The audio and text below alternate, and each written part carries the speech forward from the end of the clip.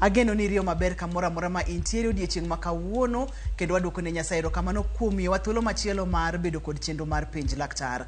Chenro mar penj laktar wang'iyoga gik mopogore opogore manyalo rocho ngima dhano, obede obwongo, obede chuny, obede parruok, obede ringruok, kuonde mopogore opogore wang'iyo kendo waneno kaka wanyalo konyo mondo mi kik dhano bed kod ngima marach to wabed kod ngima maber. An iluonga ni Ruth Otieno. Amor mokalo ni jalony osechopo e studio ka. Yena mondo mi amiye thuolo mondo mi onyiswa ni nyinge ng'a, en wuod kanye, to lony e weche mage kae to en owuon emodhi miyowa topic kata twak modwa ni mondo mi wagoye mbaka odiechieng' ma kawuono. Amor mokalo mar neni bang' ndalo mathoth machiegni.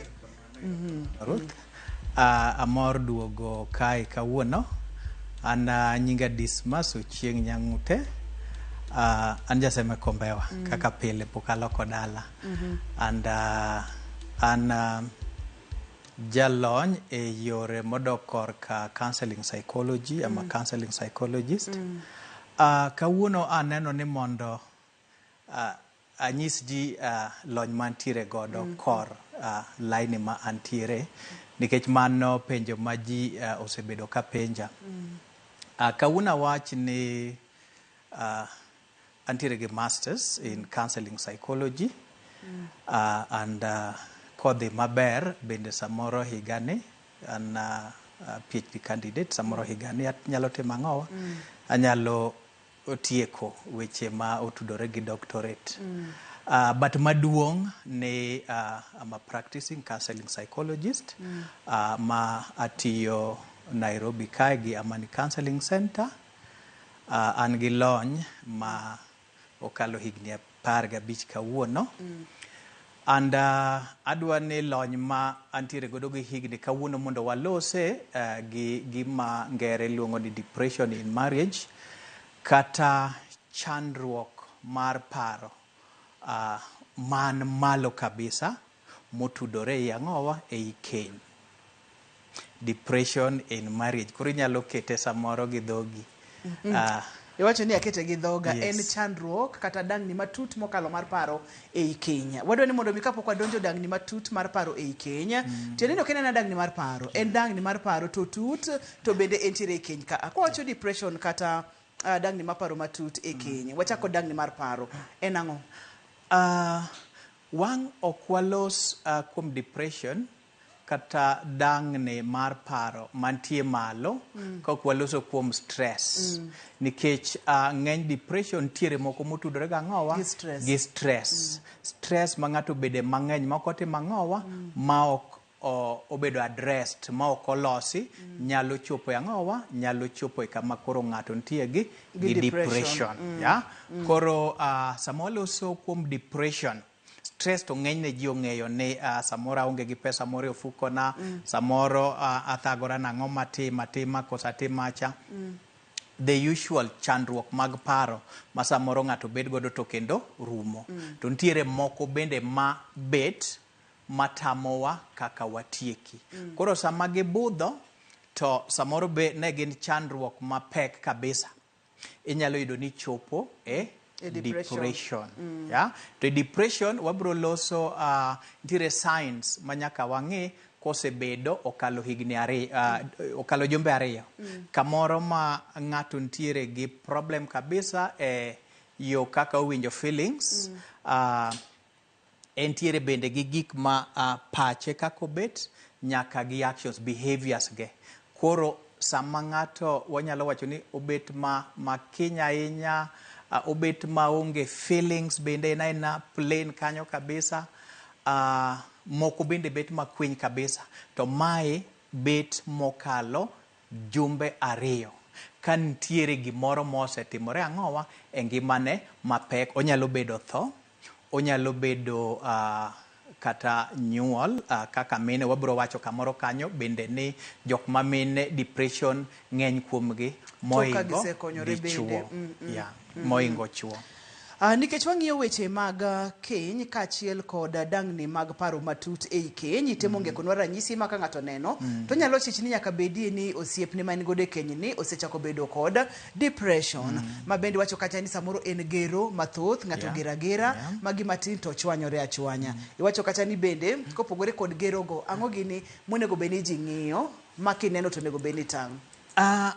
wang'i gero no wabro ng'iyo ng'at ma nitie kata gi thagruok e nindo gotieno ok onind maber. ok onindi nitiere ng'ato ma nyalo bet ni en gi thagruok e ndhadhu mar chiemo ok ochiem maber kata ochiem ahinya yes kata ochiem ahinya lakini ng'enyne sama ng'ato depressed chiemo dok piny ya ma bende gikone wang' ibiro yudo kamoro bende dendgi koro chako timang'o ochako dok piny maber bere ema appetite dhi malo then tie gimoro bende mwaluongo ni hallucination ma ng'ato samoro nyalo neno kata owinjo gik ma jok moko ok timang'o ok winji ok ne nitiere jok moko bende mabiro neno mana ni en ji te chale nitie gi pango moro matimang'owa mar hinye koro paro kailano ibiro yudo samoro wang' nyalo tero ng'ato kata mane kanisa kuonde moko ma ng'ato dhi kata ni nitiere ng'at ma kama ok dwara lawa ng'ogiri nyaka wayo ni ng'eny gi gik motenore gang'owa otenore gi depression ya nitie jok moko bende ma paro ahinya kuom kaka ginyalo golo ngimagi kata inyo jok moko ya wantiere kod kidienje mopogore opogore wantiere kod dangni mag paro matut ei keny kata wantiere kod clinical depression kod gin gik moko ariyo mopogore to nitiere lai matin mokalo e diergi ka ere kaka ng'ato nyalo pogruok e kind ariyogi adwa ni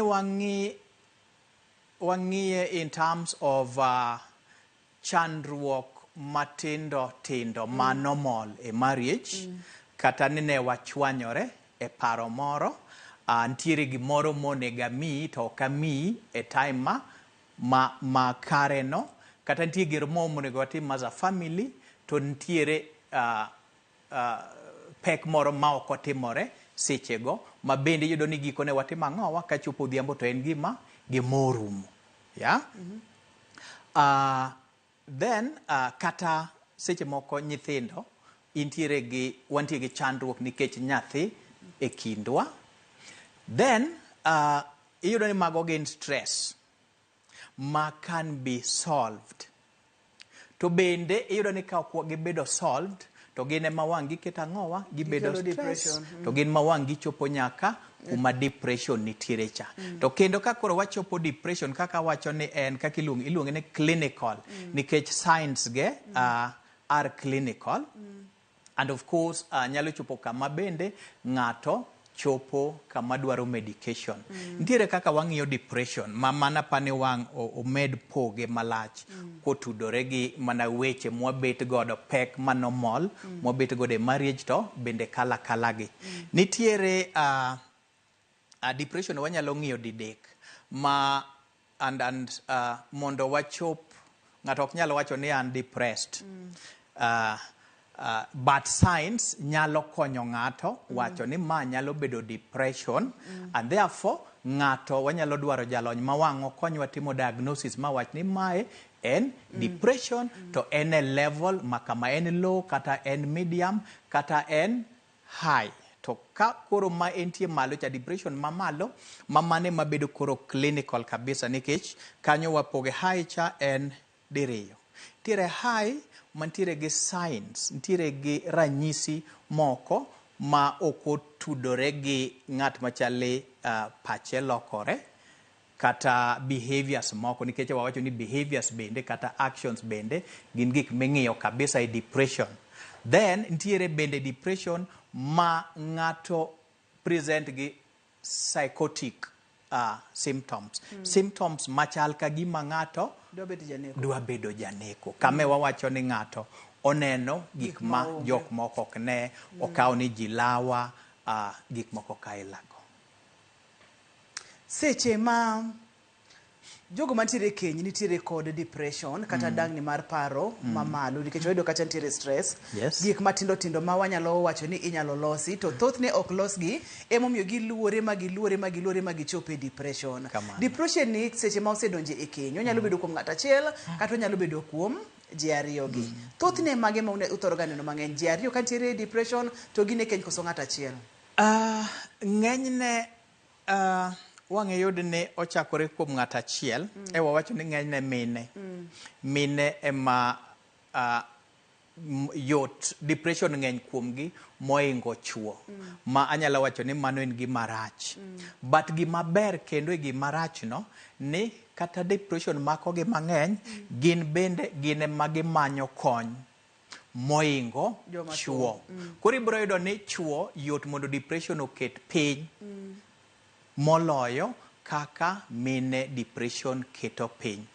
To nitiere gik ma bende wang'iyo gik ma wang'o omi ng'ato bed ni gin kata mine ang'o miyo depression ng'eny kodgi. Achiel wang'iyo tije ma gitimo e ot. Ibiro ni nyathi gi tije tetete sama ng'ato tuo iyudo ni miyogo ema timo. Gik moko bende ma are biological, you know, kaka dhi malo giri, yes, hormones, sama ng'ato pek kata gi bang' nyuol. Mamago bende kidienje adek ma samoro in fact wachaki achaka sama ng'ato dwa neno malo nitiere jok ma ibiro yudo ni moods gi change kabisa ma chando gi kabisa ma ena ng'at ma chal ka gima life ne ochung', yeah? Then kendo bang'e okalo kendo dhi adhiya mbele kamano. Then sama omako ichande ma ibiro yudo ni sama ji omako icha nitiere jok moko mawe kata marriage nikech ng'ama intiere godo ni ok tim ang'o ok understand ok more seche go bende ok more to koro samoro nikech winjo gi ng'eyo mantie piny en onena nang'owa dhako ni tinde ok dwara, dhako ni ochaya, dhako ni adumne mafuta, gik moko kailago ma inyalo yudo ni ng'ato wuok mayot ma gi separate diere ma intiere gang'ono ma intiere gi ma mopek to kendo bang' pek no korumo to bende onyalo temo ang'o oduoga very normal. Kendo mago bende sama waloso nikech e keny nyaka walos kata e bed achiel kaka jok mang'owa modak kanyachiel mibiro yudo ni mago bende samoro koro bet morumo to ng'at machielo nikech ok owinji koro ibiro yudo ni nyalo temo ang'o magi gik mamedo mana fuel issues, yeah? Then nitiere bende background, you know, genetics, kaka ng'ato nodongo, yes, anyuonde. Yes, anyuonde. Genetics ibiro yudo ni nitiere jok ma oa anyuola ma gin depression ng'eny kuom gin gi history ma depression no moingo jok machielo to ng'eny ne yudo sama ji donje keny mago gik moko watimo ang'owa mago kwangi wacho ka ni koro hera olote aseche go ji oherore matek ma gik matindo tindo ma ang' nyalo rocho keny ni ok wathor ng'iyo. Nitiere gimoro mi wacho Jalony Dismas ma daher mondo mi ogandawa okete maino kendo chikitgi maber. Joma mine nitiere gi gik mang'eny mokalo madhi nyime e kit ngimagi kama gidake, ngimagi e pachgi, ngimagi systems gi kaka Nyasaye noloso ma kapono ni neno gik moko matimore e kit ngimane kaka family kata kaka jaode te mondo mi i understand. Aseneno asewinjo cases ma ng'ato owuok e keny diere mopek to mana kaka koro ipimonwa ni koro wang'e ni kare gigi ne gin mana chandruogegi ma ok onego bed ni ibe koro ikende badi ni dhi adhiya kidwa dhi wakawie yweyo ka waduogo to wadhi nyime ni to en ang'o gini monego bed ni timo ka ponono ni wantiere kod dang'ni mag paro matut e keny. Onego bed ni manyo kony timanyo kanye kik isud kata matin.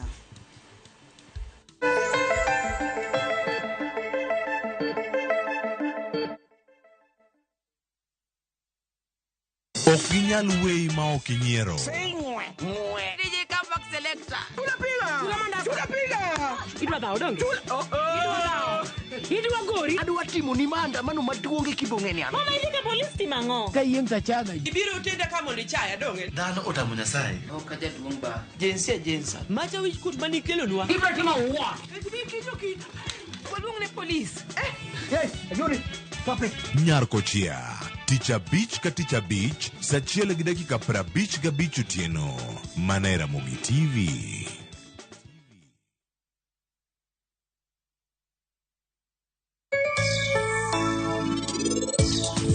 Anawinjo ka seol gi wach mar kushi. Samora mora ma ino wuyo kuom prince eno dwani mondo analing. To bende eno yanyo ser sakasa.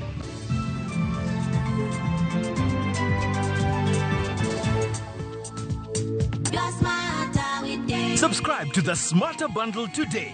Dial *544# or visit My Airtel app. Airtel Smarter Bundle. Browse, chat, call. Airtel Money. Airtel. A reason to imagine.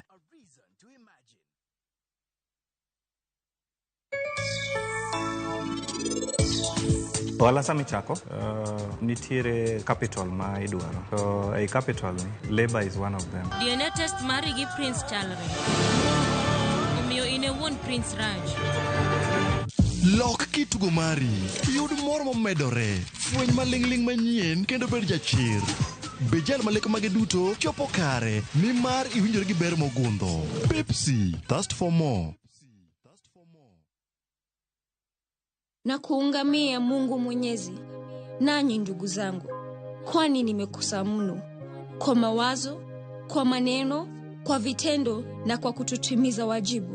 Nimekosa mimi, nimekosa sana. Ndio maana na kuomba Maria mwenye heri, bikira daima, malaika na watakatifu wote, nanyi ndugu zangu, niombeeni kwa Bwana Mungu wetu. Mungu Mwenyezi atuhurumie, atusamehe dhambi zetu, atufikishe kwenye uzima wa milele. Amina. Dial *811*415# to get ungamo la dhambi.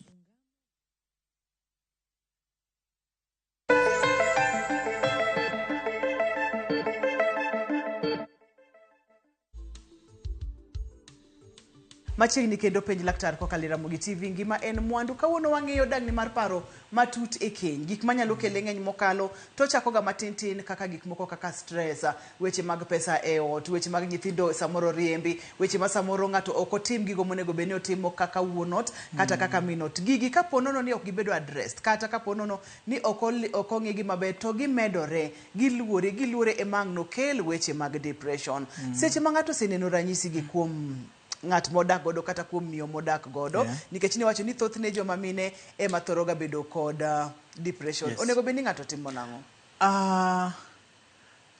Apane gima nyaka wang'e, bedo ni mine bedo gi depression ok onyiso chuo ok bedgo, chuo bende bedogo, lakini mine ng'eny depression gi yudo moingo chuo.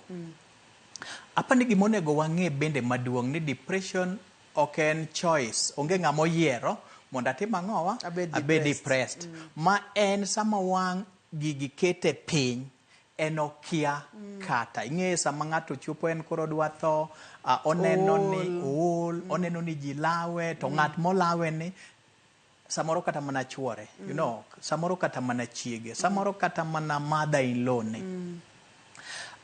Koro iyudo ni ng'at monego bed ni konyi cha ukonyorugo ema koro ilokori godo gimoro nono. Emomiyo in marriage onego ji te bed gi understanding ni sama ntiere weche, obed weche kata mag tho, obed weche mag finance, obed weche mag change of life, ne? Antie malo taduogo piny. To mago timore te communication onge, to nyaka chandruok bede. Koro aparo ni gimonego bed ni wang'eyo te jok mantiere keny, miyo gi dichuo, en ni communication nyaka wayaw twak wuoyo, wawuo, gombaka. To bende neno life ma wantiere godo sani, samoro wang'yudo ni opportunity mar gombaka no tin. Nikech sama gimoro thago wiya tadwa ni abed in a social place nyaka gokinyi sa 12. Maka dok dala ibro yudo mana ni gigi weche gi bedo mana bedo matek. Koro sama koro wang' gi muoch cha, samoro dhako osebedo piny, samoro kata mana dichuo, ng'at me madho kong'o asasa moingo kako madho gacha, ng'ani is depressed. So moro watwang'o wan watimang'o wakia. Koro communication, gimora mora matimore e ngimawa onego wang'e, and then onego jiteng'e ma gimora mora kik pandre e kind jok mantie e keny. And then maduong' moloyo bende ni wa seek professional help. Counseling pod en gima nyien, anyalo wacho ne Kenya, ma seche moko bende jok moko ok winje ni ere kaka adhi wacho wach keny na adhi woya adhi gombo ng'ato gi mbaka. Yes. Koro sama ng'ato miyo pekcha, obro dwaro kony apart from the clinic modhiecha, onyalo dwaro ng'at ma bende loso kode mondo ng'e ni entiere kanye in terms of mental health. Then sama odhi mbele gi pek neno sama osetieko bende nitiere postpartum depression. Ma ng'ato samoro pache olokore kabisa, odwa nonegre nyaka nego nyathine ni. To wan nikech gin gik ma ok wang'eyoga, iwacho samoro itimo ang'owa, ichiene, gima wawachoga. In fact, wach mar chieno no, it's en gima otenore gi ang'owa gi mental health. Koro iyudo ni ng'ama onego bed ni konyi cha, odhi oluwo line moro nono mar luwo line ma ikonyi gi gimoneno ni chiene ni. Ahinya kaka postpartum depression ma joma mine yudo to ka gisenyuol. Koko chieke maber, thoth joma mine wigi osewilore nikech ok ng'i ni maa nyalo bedo chandruok. Iwinjo ga ni samoro ng'ato odeyo nyathine mane pod yom, ok ng'i ni to seche mane opekni ne wuotho nang'o kata ne chal nade. Gimoko ok akia ibo pimo na maber. Ni thoth ne joma mine ema thoro bedo kod depression e keny. To ka wang'iyo kaka joma mine odak, joma mine thoth ne thoro ga wuoyo. Thoro ga gombaka. Iyudo ka wan ma wantiere kod chama, wantiere kod kwaya, wantiere kod gik mang'eny ma bende wacho ga nitiere ga kaka duoko stress ni chien. Koro ere kaka joma mine ema thoro bedo kode, to joma mine nitiere kod outlets mang'eny mokalo kipimo kod joma chuo. Awacho chien ka ni gin depression mako gi mang'eny. To the good thing bende ni gin bende gitimo ang'owa, gimanyo kony kabisa matek. Ok yot ahinya mondo wang' iyud ni miyo koro wuothe streets nikech pache otemang'o, pache olokore, miyo koro obet e bar weekends te nikech ang'o? Nikech difficulties moko ma odhiye. While mag chuo ibro yudo ni bro kawo that path. Koro good thing ni mine gino ng'eny kuomgi, yes, but gin gi help seeking tendencies. Gi manyo yore minyalo kony, gikonyo, giloso gi jowete, gidhi e kanisa, women groups, ang'o gik moko kailago. Wantiere ga kod ji ariyo, keny dwaro ga ji ariyo, mana kapo nono ni en doho, eka no bed ji adek kata ji ang'wen, to awuoye keny mar ji ariyo. Thothne bende kaka iwacho ni joma chuo bende nyalo bedo kod depression kata dang'ni maparo e keny ka to ng'enyne ji ok fweny ga. Iyudo ni seche ma ng'ato nitiere kod dang'ni mar paro ni, iyudo ni koka joma mine bende koko kete gi wach. Nonego bed ni timo ma to kitimo, nonego bed yani moro ma omoke oliel cha. Nitiere kaka gini kata kaka mioni ok understand, kaka mioni medo olo mafuta e mach maliel ni nyalo medo hinyo ndugu ni koso the affect e yore mage kata the affect keny ni e yore mage. Ng'ata samora mora mosebeto gi chandruok e marriage to ng'ato dwa dhi moko e wach moro ni wakaw kata case ma finances wa odok piny. Wantiere gi dhaw ka kata tudruok modok piny nikech pesa odok piny. To ng'at machielo monego bed ni winjo situation nane ema koro mede mach cha. Chuo ng'eny gi gik moko kaka derruok, ibro yudo ni kanyo chuo yote kabisa. Sama koro tame to timo ang'o ni an koro atimo ang'o kamochiko ni adhi adera, kata jok mawe utegi ofundo bag modhi kabisa ma ok ichaki nene nyaka chieng'. Koro ibro yudo ni nitie separation manyalo timore, nitie jok manyalo kata file divorce seche ma disagreements gi nitiere. To gime nyalo timore kane ng'ani nyalo winjo ni ng'ani ok en yierone mondo timre kama kako timore ni en nikech gik madhi e wiye. Kade mano nyalo timore nyalo kelo konyruok kabisa. Nitiere kamoro ma bende thoth ne biro ga, iyudo ni kata ponono ni en ng'ama dichuo kata en ng'ama dhako, iwacho ni ji ok yier. Tipo ka en mamare ni sik ng'eny, to ng'at machielo mudwa ni understand ni usi kudwa ni mondo mi understand sate. Dhano en dhano, wacho ga pile ni dhano bende nyalo ol, mano en adiera mar wach. Ere kaka ng'at mudwa ni sik jolo nyawadgi ni, ere kaka wanyalo take care of mental health ne, nikech en bende ka ponono ni ok ong'i maber, en bende dhi lwar piny. Nikech iwacho ga ni kisiki iywayo ng'ato malo, isiki ywayo ng'ato malo, yot mondo mi en bende oywayi piny. Kanyo emomiyo wawacho ni nitie professional help. Adhi through gik makama, wadhi walos gi jalony kaka familia. To sama magi bende timore, gigi timore kindwa, ng'e ni nyithindo bende nitiere kacha.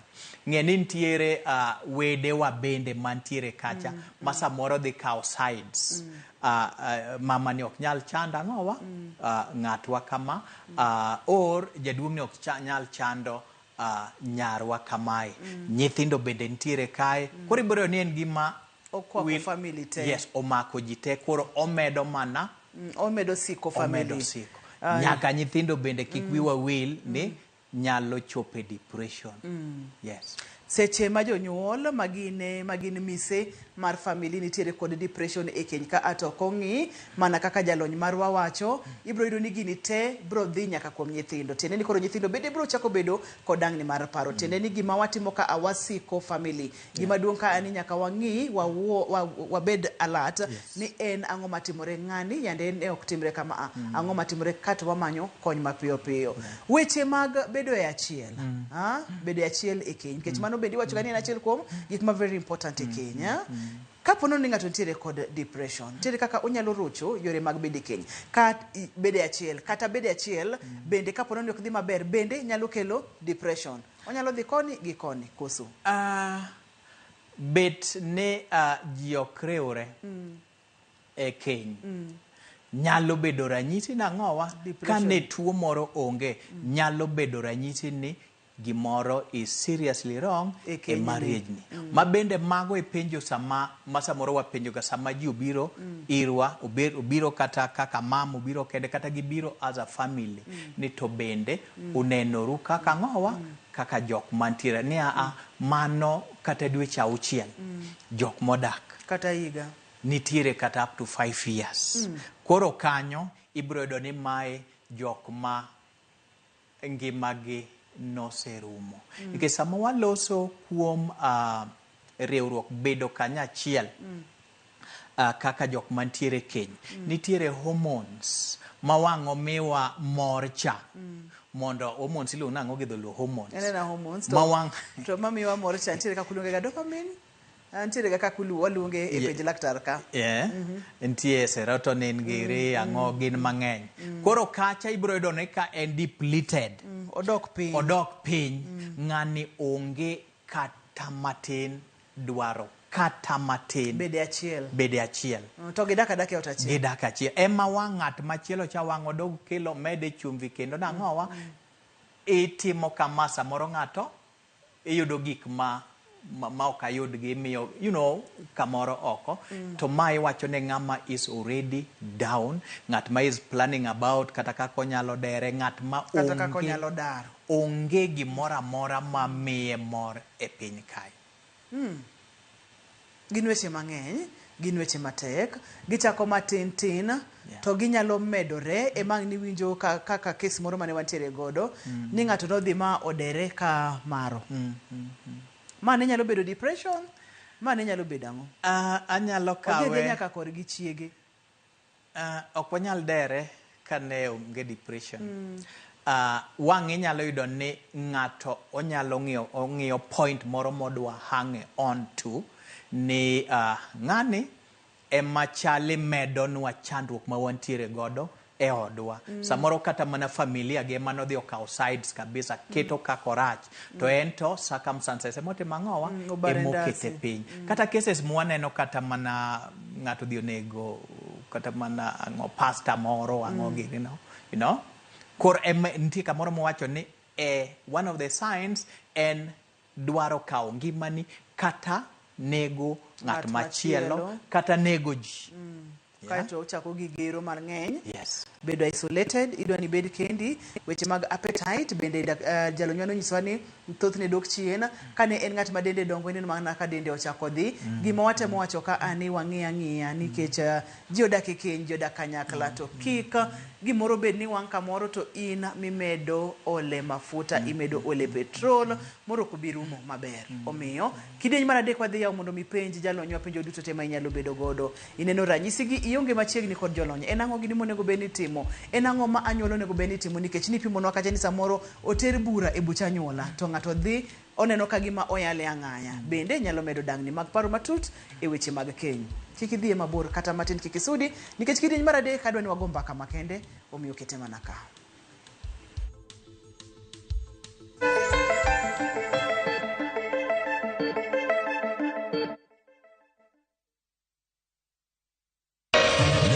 Ramogi. Regulation occurred through gimiluongo ni public participation.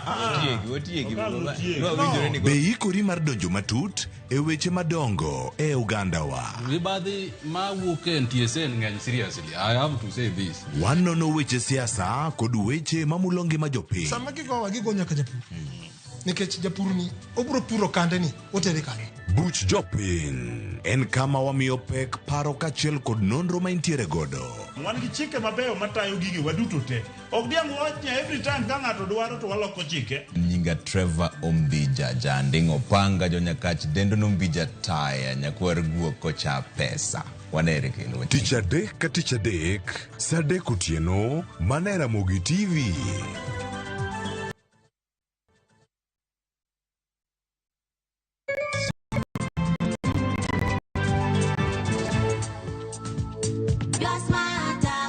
Subscribe to the Smarter Bundle today. Dial star 544 hash or visit My Airtel app. Airtel Smarter Bundle. Browse, chat, call. Airtel Money. Airtel. A reason to imagine. Planning the perfect Easter and April school holiday getaway? Make unforgettable family memories in Dubai na View Travel. Starting from $1,451 per person sharing, enjoy 5-night stay with breakfast, Dubai Parks and Yas Island theme parks, Dubai Aquarium and Underwater Zoo, Kidzania, Global Village, Desert Safari and Abu Dhabi City Tour. And yes, your entry visa is sorted. Book now and lipa pole pole. Visit viewtravel.com or call and WhatsApp 0703-254-254. View Travel. Dream. Explore. Discover.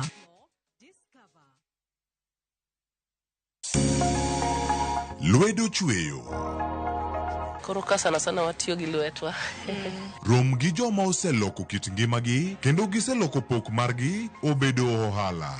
Bechgi ni malo nikech kaka yudo materials dhi mang'eny. Duto en wach chwech, pok, tich matek kendo tiyo matek. Tim giri mitimono kikete chunyi tikete pachi. Mamiyo lek bedo adiera.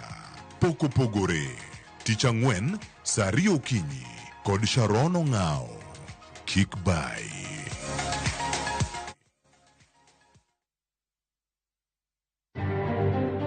Kivuka ndio mtoto anafika hapo, ikawa na shoot, akashuti wa kwanza, wa pili, wa tatu, wa nne ni Ibrahim akashuti wa kichwa. Ng'anyo mapek ne okwako kar dak mama Jengo ewi nek mar rawera moro ka rakruok bende nomuoche kind jopiny gi obila.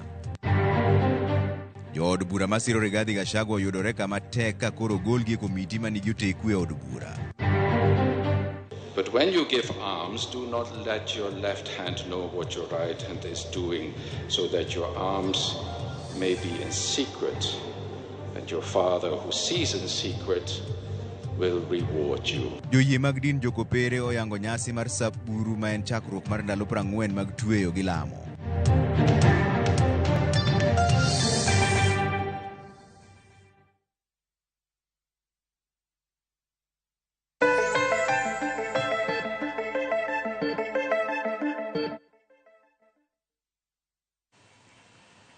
Penj laktar kokalo Ramogi TV ngima en mwandu. Kawuono wago mbaka kaka wanyalo ng'iyo dagni mag paro e keny. Wayudo kacha ni dagni mag paro e keny nyalo kelo chandruok mang'eny mokalo to ko dhi gi in owuon. Gini bo dhi nyaka kuom nyithindo. Kowuok kuom nyithindo bende bro ting'o gini ma gidonjo godo e keny gi ma bro dhi nyaka kuom nyikwayo. Bo dhi yani en tieng' ka tieng' magi moro ma samoro ne inyalo geng' kata ne inyalo we. Waseya online intiere kod penjo moro amora yie mondo mi penji nikech penjo e ng'eyo. Kapok wachako ka online kata kapok wachako ka simu nitiere gimoro ma diher mondo mi mede.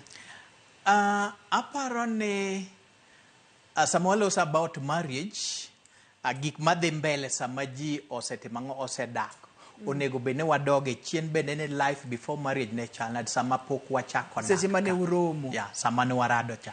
Nikech ng'eny ji ibiro yudo ni wang'i hera odhi otimo ang'owa, oumo wang'i ma kata ng'at moneno ni ng'ani violent en mano ok onyal neno. you know, nikech bende gimachielo ma miyo jok moko bedo more prone to depression nitie kaka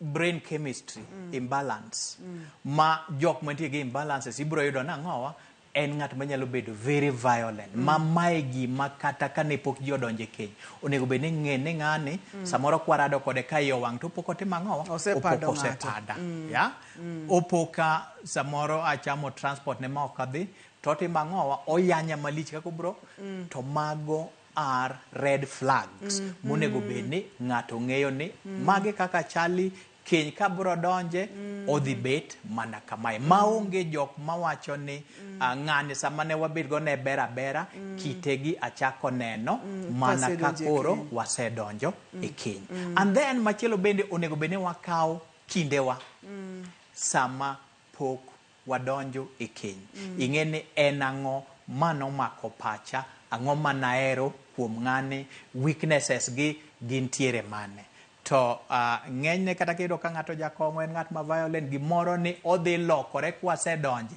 mano samoro tin kabisa imulo kar red flags nakwa mondo mi ichaki imul kendo red flags mage monego bed ni ing'iyo kapok idonje keny ne jogo mapok odonje keny mondo mi kikang' wabed kod chandruoge gi tok higni 3 kata higni 4 ka osebedo e keny wantiere kod line kendo akwayo ni mondo mi go simu mondo mi ipenj penjo te ma intiere godo red flags ng'ani kaponono ni chwanye matin oseting'o lwete odwa padi kata mama ni gimoro matin to osechako mana tomi ayany nyaka ing'e ni ma en mama mabugo ga tomi ayany en mama nadhi wei kata nadhi wei usiko mana ni it's over mano be red flag yes do mano ng'at matimo mark territory ne ni kaponono ni kalo line ni wekete maber onyalo bedo ni dwa kete maber but nyaka ing'e ne samoro bende koso ntiere emotional oken oriek ahinya you know ka olure kako nyalo ji express to ng'at ma threaten nadhi wei that's a red flag kata obed mana wuoyi ibro yudo ni koro chuni ni iti gi muya mang'eny mondo kik atim ang'o kik weyi kata kik weru yeah we akawie simu moro kae kati wadhi nyime halo penj laktar Hello? Machiegni penj laktar? Apenjo niya. An gi taki idieroda. Joda wan godo lakini onge kwe moro amora wan godo. Koro en ng'at moma winjruok tek yot. En ng'at moma en yore kucho kiwuok kode bo winji bende ok winji. Ok owinji. Simbe ong'adore to nadwa ni mondo mi wadonji matut ei wachni nikech ma ok en chandruok ma en kende mantiere godo thoth keny samoro nyalo chalo kama to kang'eyo ni gima tin mowacho no en ang'o minyalo wache kata gima da penjo ni ngima masane gi ngima kane gichako ne chal nade ya ne uchako kane ber koso kamane kaka nuchako to sama ng'e ni ngima chakore bende onego bende wamedo bedo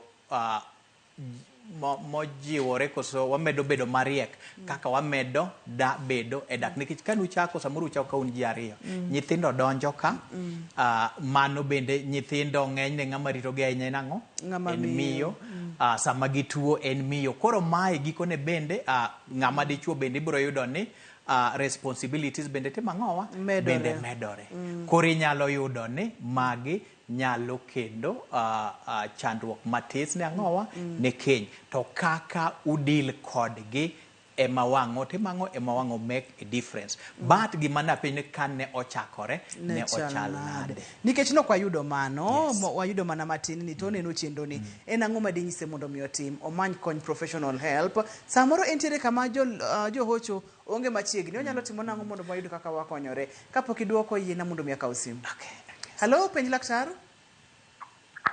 halo machiegni oimore ahinya okay ya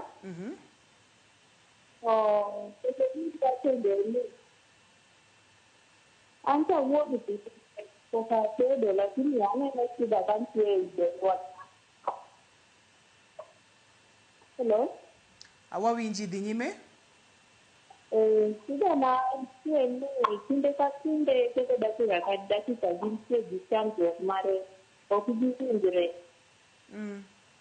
Makoro sama tin ng'ati madena nitiere gi paro mang'eny sama tin winjo go kod madongo kata obedo ni tiyo kodgi to weche moko ok dhi maber. Koro ok ang'e kaka dang' kodgi to ketenie kodgi ahinya to pok obedo maber. Ok ang'eyo kiwinje maler kata kamano. Aparo temo wacho ni jonyuol ok obedo gi kwe. And sama kwe onge ni samoro nyalo bedo ni gigore, gitungni, and goruok nyalo bedo physical, nyalo bedo ayany. Nyalo bedo verbal. Yes, gik moko kailago. E keny kae ing'e ni wadonje gi gige wate, wadonje gi tuochewa, wadonje gi imbalances mantiere wiwa, wadonje gi kitwa te. Yes. Yeah, wadonje gi kitwa. So nitiere sama koro wang'iyo nitie jok moko ma ok wang' owinj gi samoro ng'ato kata nitie gi personality disorder moro, you know, ng'ato ma en kanyo kamano, you know, ng'at ma en gik maricho ka emotimo ang'owa emoneno. Ok ang'eyo kibo make kanyo mana matina kawie simu machielo kaeto wabiro ng'iyo ni seche ma ji osebedo jomadongo e keny to pod gin gi tungni machal kod ang'o matimore ka. Halo, penj laktar. Halo, penj laktar Ruth. Machiegni. Hello. Wawinji machiegni. Iriyo nade? Ariyo maber mitain. Aneni maber, iriyo ani dala ka. Awinjo wale tapenjo ni. An gi shida moro matin. Wachi wawinji? An gi mino to kopo nudwaro yore achiel to owacho ni onge feelings. Mano miyi mino nang'o? Ma osetimore kuom thuolo marom nade? Sani koro udhi 1 year, koro akia shida an kanye. 1 year? Jalo nywa dhi duoki sani. Higa achiel, sasa motemo chopo machiegni kod minode to wacho ni ok owinji ka onge moods. Nitiere weche ma ok wakawa kaka kotim ang'owa kaka wawinje no. Nikech kata in sam midwaro idhi ka ng'ama dwaro kose idhi ka ng'ama you know kaka idhi apani kochope riwruok en gima chakore kamoro. In ere kaka itimo ang'owa kaka ibiro to nyalo bedo ni nitiere issues moko e kindu mapok otimo ang'owa mapok olosi. Mano is a major factor. Sama chopo ni ng'ato chunye ok dwar nyawadgi kuom higa nyalo bedo ni waloso kuom depression gi wanyalo bedo ni waloso kuom ng'ato ma samoro no dhi through loss moro, nyathine moro notho, min gi moro notho, kata kes moro nomaku kode. Kata weche mag pesa ok dhine maber e ot ka, nyithindo ok dhi e skul. Maknago kanya kawie simbo Onyango, ok ang'eyo kidhi paro gi te. Atema. Onyango, halo, penj laktar. Halo, imore. Imore ahinya machiegni Onyango. Mosna laktar, ma ibiro gi kinde Onyango. Ka gino lwelo, pero ka ibi daot to siko odhi lemo, ila lemo, chalo ng'ama nigi dang'ni mar paro, gera gi jowetene. Odhi kanisa ahinya? Kanisa, ila kanisni. Koro mano ber ranyisi mar dang'ni mar paro. To gera gi ji. Oger kabisa. Apade mano penjo maber. Nitie gimoro ma wacho ni chandruok mar wich wang' oketwa mondo wabed gi yie moro ni wan ji ok dwarwa. Ji timo ang'owa lawowa, jok ma wantie go ok dwar. Koro mae ma wang' itimo ang'o? Idhi e kanisa ni dhi e roho moro, roho ni dhi medo jimbo, dhi confirm adier ni ng'ama lawi en kama. Then iyudo ni bet kanyo for 3 months oge change matimore. Kendo chopo kama koro jogi bende neno nang'owa ok dwari. Kendo mae gima wang' omi timo ang'owa iringi idhi kumachielo. Mare no ang'eyo kan jalony to ma en clear ni entiere kod dang'ni mar paro. Kaeto siko gera gi ji. En ang'o monego bed ni jogi timo kwa kete yo machok nikech kwa ng'iyo kes mokwongo, kes mar ariyo, kes mar adek gigi te odwa chalore. to dakika an go ang'wen kendo kang'eyo ni di nyis jowa gi nang'o. Gima pana nyalo wacho en still communication, awareness about mental health. Wayaw loso mang'eny kuom gik ma dang'ne mar paro. Nikech chal kaka ng'an onyango yo mong'iyego, ong'iye yo maber kabisa. Ong'iyo gimoro kanyo mwaluongo ni over religiosity, ma en gimoro amora en oket ang'owa, kata obino makore gi kanisa kabisa, to koni neno nikech kanisa onego bed ni watime gik mabeyo kabisa, to koni oger gi ji. Koni oger gi ji. Ibiro yudo ni e ot ka koro ichako ng'iyo gik madhi e ot, samoro gin ma very pathetic. Samoro pesa, wach nyithindo, ang'o giri, ok onyal timo ginene. Gi sama bende kawo seche mang'eny e kanisa no, samoro kata lodi moro madipuro bende koriwe. Bende ok dhi. Kes ma ne wawinjo kacha ni iga achiel, nitiere point moro mani chako wacho, ni to in seche midhi ir mamani, kata seche ma idwa ni mondo initiate bedo wi achiel ni idhi nang'o? Onego bed ni odhi nang'o? Onego bed ni chakre kawuono koseneno chenro ni, onego bed ni oloko tanga to loke nang'o? Mondo mi oyud konyruok emomiyo wantiere ka nikech kae wadwa ni mondo mi ji obed gi ngima makare e yo ma holistic. Aparo ni ber mondo wang'e ni nyalo bedo gimoro ma atimo ne mama cha ma ok tim ang'o ok mor ber. Nitiere gimoro ma nyalo bed ni dhi e kenywa ka mosekete piny kabisa. Nikech nitiere gik moko apa nasemulo, nyalo bedo kata tho, min gi moro tho, nyathine moro no tho, samoro kata miscarriage, gik moko kailago. Gik ma samoro watimoga, iyudo ni wadwa ni wawe kabisa. Samoro nitimo ne gimoro ma samoro kata kaka iwuoyo kode, nitiere kaka isiki bolo ne wach, nitiere kaka samoro kata kaka isika iyanye, nitiere gik mang'eny manyalo ketho pach joma mine, kwa keto e yo machuok, ni ka ineno komuomi to manya konyruok kuom jogo mantiere kod lony, gibro wuotho kodi, gibro timo ni assessment, gibro luwo kodi yo monego bed ni iluwo mondo mi iyud konyruok. Kapo nono ni onge kod jolony machiegni, kanye kendo monego bed ni ng'ato yude konyruok? Anyalo wacho ni counties wate. Apone sub-county mora e Kenya ka, sub-county hospital mora midhi, inyalo yudo ka onge ng'ato, ji to pod ok ng'eny, ka onge ng'ato nyaka iyude yo minyalo yudo godo first aid moro. To moko bende awacho kamoro ni depression bende nyalo dwaro kata mana antidepressants, medication. Koro sama wadhi osiptal cha, bende wang' ok wa anono. To ma samoro ji onego doge piny kabisa en mar wuok e roho ka, iringi dhi lejo kacha, idhi kuma kama, kamoro amora minyisi ni kae gima kelo ni chandruok en ma. To machielo bende wan kata kaka Amani Counseling Center, wantiere gi numbers ma ji nyalo goyo, kae to ji yudo konyruok. Chiw namba no jalony Dismas. Namba marwa apane anyis ji ne wantiere go office Nairobi Kambagathi Way, wantiere go office Kisumu, wantiere go office ya Nyeri gi Mombasa. Namba minyalo yudwa go en 0722 626 590. 0722 626 590. Amani Counseling, Amani Counseling Center. Gin johocho mantiere kod lony mararieya, kendo inyalo go simu mondo mi giyud kaka ginyalo konyi. Sa omayo wawang'wa, kata kamano wadok erokamano makende, to gima duong' en ni wayaw yore mag wuoyo, wamany yore mag twak, to bende kaka family samoro bende unyalo wuok oko tugo mbaka ni to girwani ne wachako maber, de bede ni ang'o motimore, kunyalo loso to mondo mi olos, nikech gini dhi nyaka kuom nyithindo. Ne jalony Dismas, erokamano mang'eny. Ne Amani Counseling moyie mondo mi bika waduoko ne erokamano. Ne jogo picha mawa wantiere kod gi studio ka, erokamano mathoth mokalo kachiel kod jogo mochung' ne duol nyaka taya.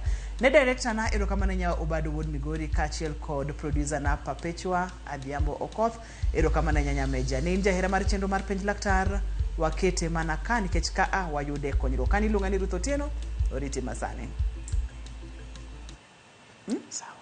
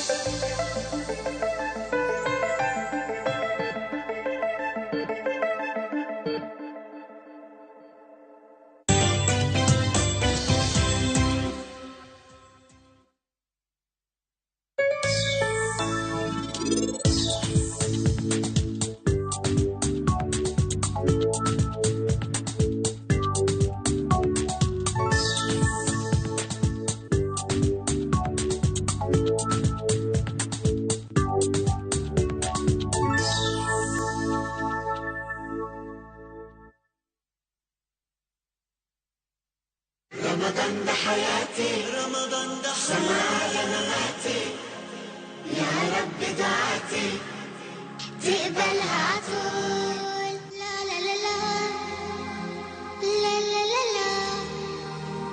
لا لا لا لا لا لا رمضان ده رحمة من ربنا الأعلى.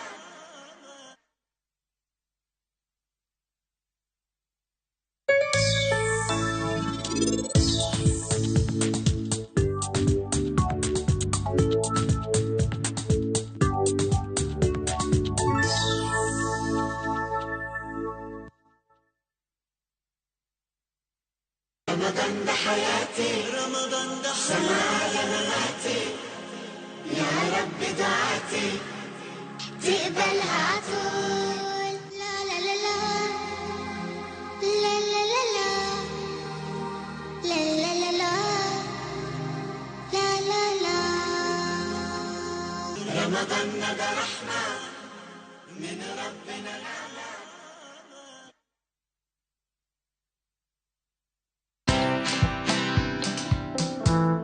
When I look at Rian Baraka, I see a great man. I don't know his future. It is only God who knows his tomorrow. But believe you me, God has mtoa ICU for him to suffer. He could not eat via the mouth. Right now, he eats everything. Yenda natuambianga, tunaweza pika kuku.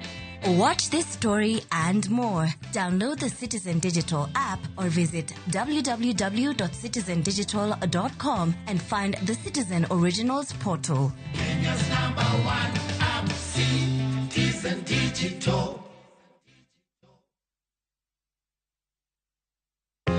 Jothurwa, be usebedo gi gombo mar ng'eyo kaka cham wuok e kodhi nyaka chop kaka chiemo e mesa. Dibed ni dwaro chako pith makelo omenda, koso idwa chako pur mana mar chiemo e dala. Wakelo ni yore mag chako magi duto e chenro mar pur gi ohala. Pur manyasani kendo manigi okang' mamalo to kelo yuto mathoth. Piny olokre dhi e teknoloji kendo puro kenana pur kaka ne manyachon. Kuonde kwath osedok matin. Tinyalo bet gi dhiang' achiel mar grade tikete e ot tiomone chiemo to chiemo. Pur mchele ber kendo nyalo teri mabor. Ngimani be nyalo lokore gi higa 2 kende kitiye yo morere. Pur gi ohala kelo ni jopur kendo joma olony e weche pur. Chieng' tich adek, saa 1:45 otieno, kik bai.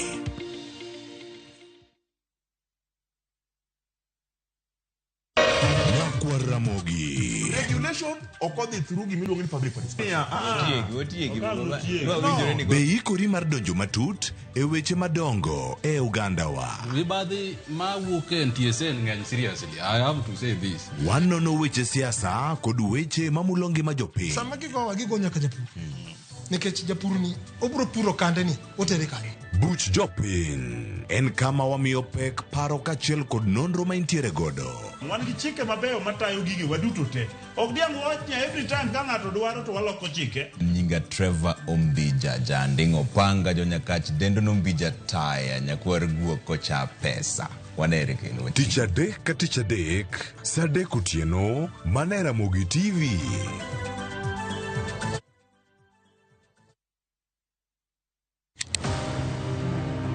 Toka kanyo ineno ranyisi mopogore opogore mag ko mabende oseunde.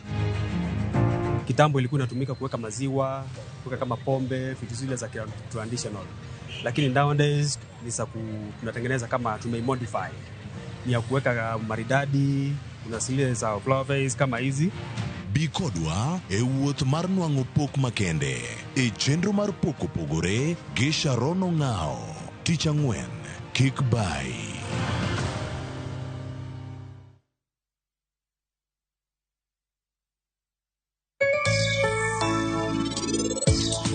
Ohala sama ichako, nitiere capital ma idwaro. So a capital ni, labor is one of them. DNA test mari gi Prince chalre. Omiyo ine wuon Prince Raj.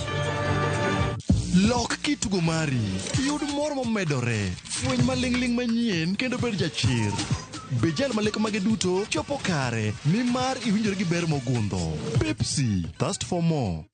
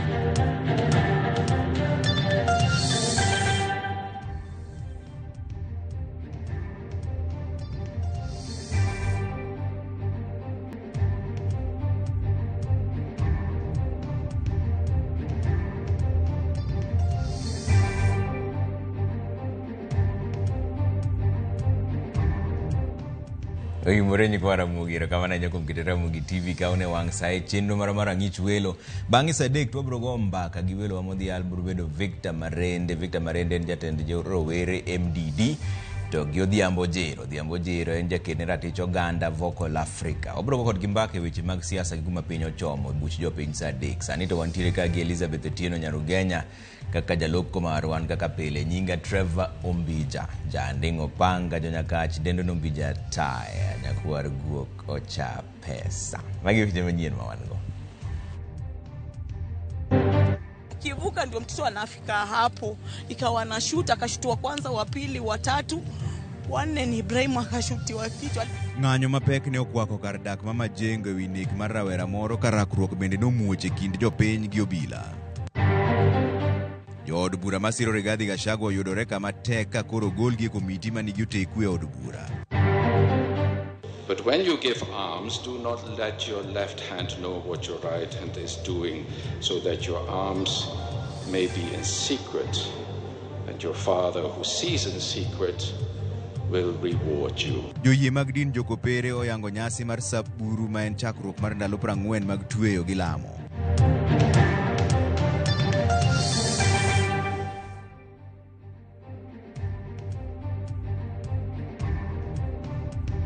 Ero kamano dwaro rinjo pachi 2-3-6-9 kaka inyalo yudo. Wachaka ni weche manyien ka ni tulo ne omuoche kar dak ma Majengo e kaunti ma Nairobi ka kama obila ne rakore gi rowere manobago ng'anyo e alwora no bang' obila chielo rawera machielo gi magina. Ng'anyo no nochungo chenro mag pile ka pile alwora mar Gikomba, Juakali, Sili kod Shauri Moyo ka nyamburko moro mar obila bende no wang' kanyakla gi nyamburko mamoko mag obila. Lidio Keyo nigi ler mar wachni.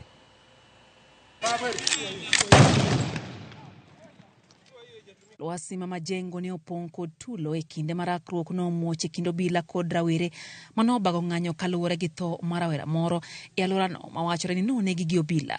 Kivuka ndio mtoto anafika hapo ikawa na shoot akashutua kwanza wa pili wa tatu wanne ni Ibrahim akashutiwa kichwa. Alikuwa na shoot mwingine huyo akamuona akalala ikakuja imempata ndio Muksara akasema Ibrahim ulikuwa nyuma yangu. Sasa mimi niko hapo hivyo nimeketi ninaendelea tu na shughuli. Mtoto mdogo ndiye alikuja akasema ni Ibrahim amevaa ile kanzu yake nimemuona ni mtoto wako Ibrahim amelala chini nikakimbia. Ramadhan Shege rawera ma jaklas 12 e skund sekondar ma Kamukunji noromo gi thone e lwet obila e kinde mano obila bayo magina mar keyo rawerego. Ne oring kode osiptal mama Malusi kama no owito e ngimane. Akiwa kwenye CT scan akatapika na hapo ndio akaguruma na mtoto wangu hapo ndio siku yake ilikuwa mwisho alikumbana na mauti yake ikawa hivyo. Na wangu amekufa akiwa shahidi na waomba jaribu kutetea vijana haki ya binadamu ifanye kazi tunapata shida. Wachore ni obila ne lao rawera moro ma ichich ne uso njaga kata kamano rawere ma alworano notemo geng'o ne obila moko ariyo mane onge gi lep obila mane orikodwa mako rawerano eka obila no mucho lisasi mar keogi kendo nego rawerano. Ile vita imetokea huku juu ya bangi na ushwa huku.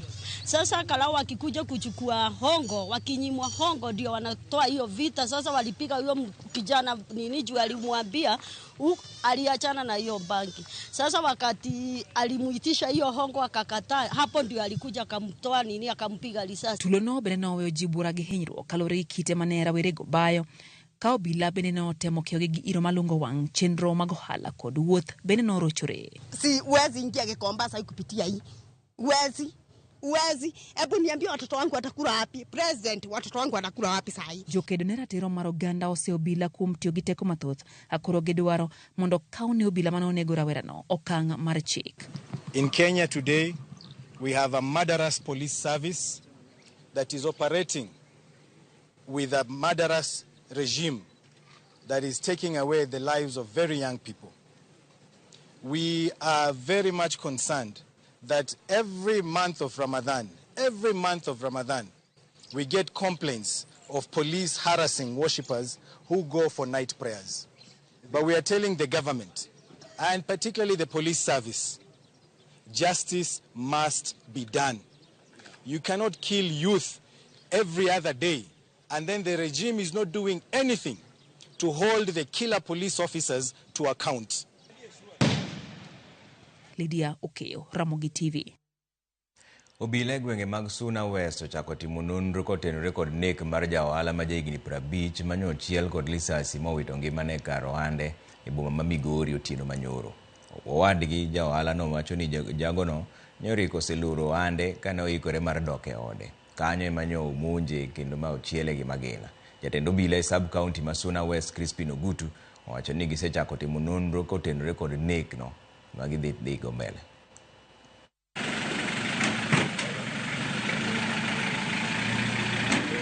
He was just okay. There's nobody that he argued or quarreled with at the course of the day. But we are surprised at what has just happened. He was almost closing his business to go home. When he was just about to get into his car, then somebody who is not known, a shooter, just came and has shot him 4 times. And he died on the spot. The police, led by me, rushed to the scene. Unfortunately, we are unable to get the motive of the shooting, but the investigations have begun. This is a very rare incident within this command because it has been quiet for a long time. Otherwise, we promise to do everything that we can to unearth the author of this crime. Kwa kanyo ni rowere bure Nairobi ka endi nowuok kar kwangi ne chenro mar ndikruok ne tije mopogore opogore mag pinje maoko. Kaka jafwambo marwa Efi Nyakidi lero, jatend migawo mar Labour Alfred Mutua neno chopo mar chwoyo wang'e kaka chenro no dhi nyime, kendo wacho ni sirikal keto kenge mag chiwo sir ne rowere mabiro yudo thuolo mar tiyo oko. Migawo mar Labour nolando thuolo mag tich ma kwan gi oya 6,000 ka thothgi gin mag lwedo. Attention, attention. E kanisa ma Jesus Winner Ministry mayudore Roysambu Bure Nairobi. Ma e kaka nochalo.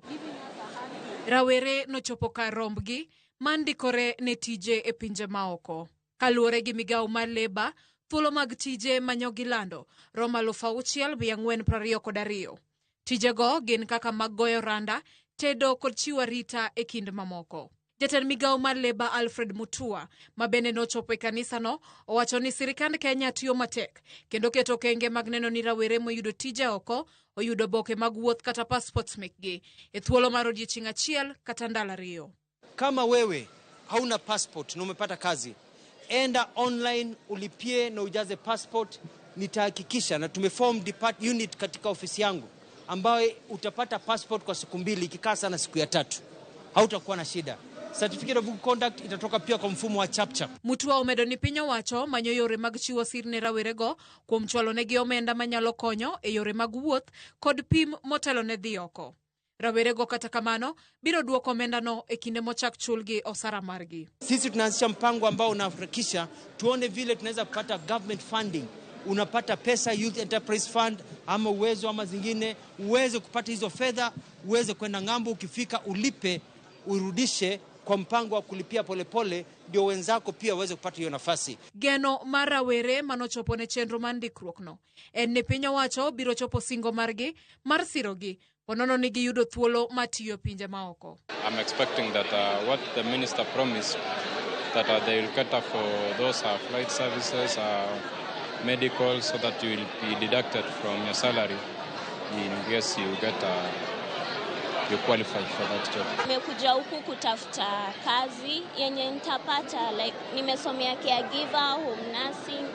So nikiakwaya nikipata yoyote hapo nitashukuru.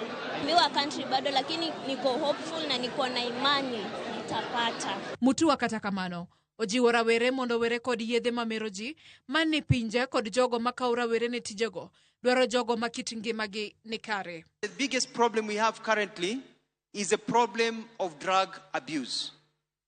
Ukienda Dubai, uende Saudi, uende Ujerumani, utaenda wakufanyie medical, utolewe damu. If you've been taking cocaine, you've been taking heroin within the last 6 months, umevuta bangi within the last 6 months, unazama. Unafanya nini? Unazama. Sasa jiulize, unataka kazi ama unataka sherehe ya bangi. Magi duto timore dweche adek tok migawo mar leba chwalo rawere moko ne tije mopogore opogore ahinya to mag lwedo e piny mar Qatar. Efinya Kidi, Ramogi TV, Nairobi. Sirikal odhi nyime kod puoyo okumba mar thieth SHA kokwedo ripot mar Auditor General ewi okumbano endo. Jata tije yor kojolo Robert Ingasira olero ni telo mar SHA ni kod akaunti 6 mag bengi kod laini mar M-Pesa mondika yanga e bwo SHA kuma omenda ma jo Kenya choko dhiye. Simfros Okinda nigi ler mar wachni. Okumba mar thieth mar SHA osebedo ma wach e dho oganda ma pacho ka kuom thuolo buora sani. Ripot manochiw kod Auditor General Nancy Gathungu nomedo ketho chuny jo Kenya kod okumbano manyaka sani pod medo kelo wich bar ahinya ne jotuo mamanyo thieth. Koloso kod jofwambo, jatend migawo mar thieth Deborah Barasa okwedo ripod Gathungu kolero ni penjo duto mane nitiere bugegi mag kwano ne giseduoko. These issues have been comprehensively addressed by the accounting officer who is PS, Medical Services. And again, they will be expounded more exhaustively in Parliament if given a chance. Wach mosir kod jata tije mar SHA e yor kojolo Robert Ingasira molero ni omenda duto ma jo Kenya choko dhi accounts 6 kod line mar M-Pesa duto moyangi e bwo telo mar SHA. And we reconcile our receipts with those banks on a daily basis. And I can assure you that there is no single cent that goes somewhere else. The only money that leaves those accounts goes to pay hospitals. Ewi gope matama mag NHIF masani oduogo chien okumba mar SHA, Barasa koro dwaro mondo tim nonro matut ewi kwan gopego magi chechni nyalo bedo ni nomedia piny e kinde mag lokruok kiwuok e NHIF nyaka e SHA. But one of the things that we noticed is that there was actually a leap of a few of of the claims that came right after we were during the transition period. And again, that one is raising some concerns. And so an audit again needs to be carried out on this. Komachiro jatend migawo mar omenda John Mbadi manochopo e nyim od bura mar Senate bende opako okumba mar SHA kowacho ni ma e chenro mabiro reso jo Kenya ahinya tok sirikal mar Amerika ne chungo sir e sekta mar thieth. This program is contentious everywhere in the world. There is no country that I know which has implemented universal health coverage without issues around it, either political, people who feel it should not be implemented, especially in developed democracies, or it is issues around how to implement it. But again, as a country, I think in manifestos of major political parties, we promised universal health coverage. This system is the best for this country, especially with these challenges around some of the health programs that were being supported by USAID. Magitimre karabed ni weg ute thieth koriwo koda kama itayo kod kanise to ywak ni chenro mag SHA rocho thieth e pacho ka gidwaro ni sirikal orid chenro ni mapiyo. Some of us have worked with the SHA right from the beginning while we were also in NHIF. Sasa the transition ama mapishano ya NHIF na SHA hayakuwa wazi kwa sababu huku unadaiwa na huku unaanza kulipa kingine. Lipodo Auditor General yande olero ni okumba mar SHA ni e lwet ji giwegi kendo mokumo omenda ma jo Kenya choko e chule kembe mag ji giwegi. Simfros Okinda, Ramogi TV.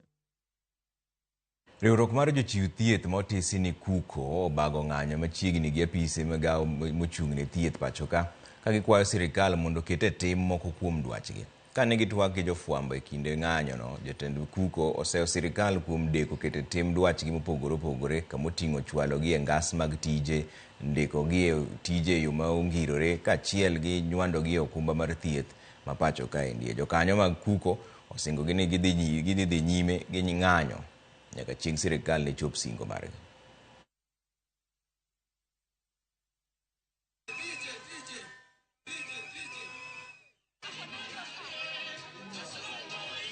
We are here because we have 4 issues. Number 1, being by the discrimination and exclusion by the cartels within the Social Health Authority. Number 2, being about the delay of posting of interns for almost 1.5 years.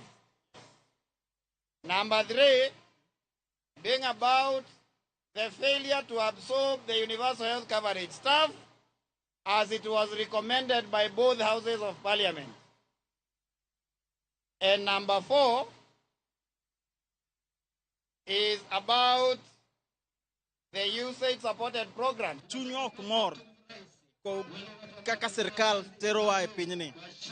An awuon kaka clinical officer ok anyal yudo services mag SHA.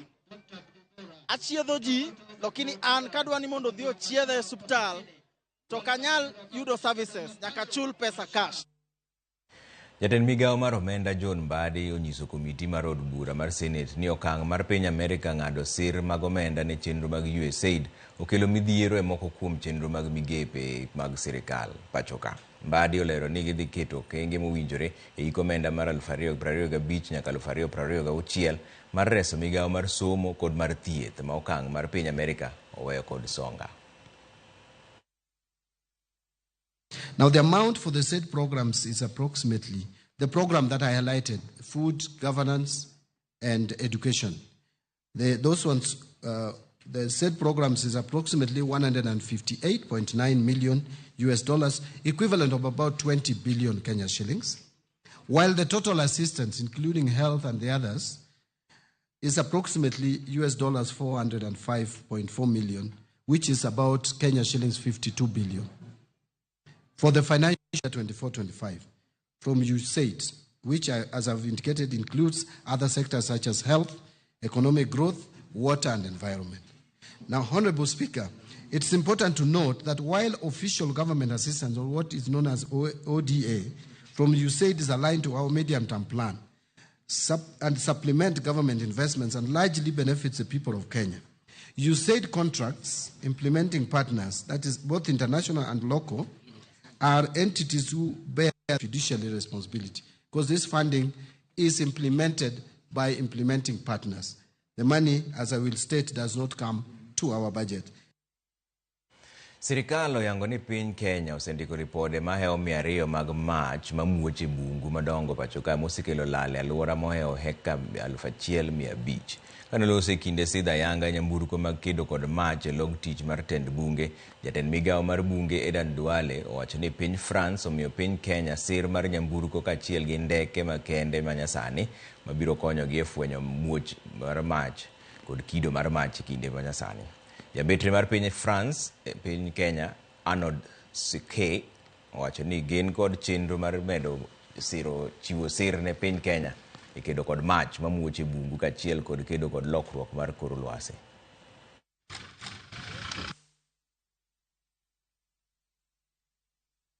So we are pleased with the equipment, the training, and the execution of this project, which has enabled Kenya Forest Service to successfully suppress wildfires in many of our community grazing areas. Apart from this equipment, we also have the drones that we shall be using to detect any illegal activity going on in any of our forests going forward. Starting with Karura, where close to between 70 and 80,000 Kenyans visit every month. Ufaransa na Kenya tuko pamoja kutetea mazingira na kupambana na mabadiliko ya tabianchi. Hapa ni mstari wa mbele, ni hatua ya kwanza kwa mapambano yetu ya pamoja katika kupambana na moto. Ninajivunia mradi huu Forest Fire Management Project unaotekelezwa na Ufaransa na Kenya na ambao unachangia kutetea misitu na mazingira yetu. Tutakuwa pamoja Ufaransa na Kenya kwa kulinda mazingira. Oswayo no temo kabisa. Koro wadhi yue moro machuoko dugo che manyin bang' dakika matin. Anno kusoro te magwari adeka uchiel nono ka endi Steve Oburu kane uyawi beach ochena neno Ramogi kan wan gi Alex Kamumbo kachiel gi Simba nyaka dani. Ero kamana yenye Ramogi TV asedonje chenro ka wuok ka Bondo Misambi mchoraji Isaac Sala. Ero kamana yenye Jonah Pidi awachena neno moja chunya to pod leta yenya wach ma obila siko nego nyaka nyithindo matindo. Kamana inya mano Jonah Pidi. An Kevin Owino ka wuok Migori ananeno ni obila obed mos kata ka gikueyo gimoro kik boni gi yaw mana magina mar nego ganda. Kamana inya Trevor Mor ka kukelonwa habari to awuoro piny Kenya ka endi ni en tho kiny ka kiny. Nyasaye okony piny ma Pastor Mondi otiche mar game onyenyorero kamana ahinya. Neno kama makamu bende noseornwa ote mare ka endi makamu bira musane no ote mari wacho ni Trevor Shah no ber but the system ema wrong. Dwaruru minister mawinjo system mondo ket kanyo. Ero kamana ahinya. Oduogo bang' dakika matin, kik idhi mabor ahinya.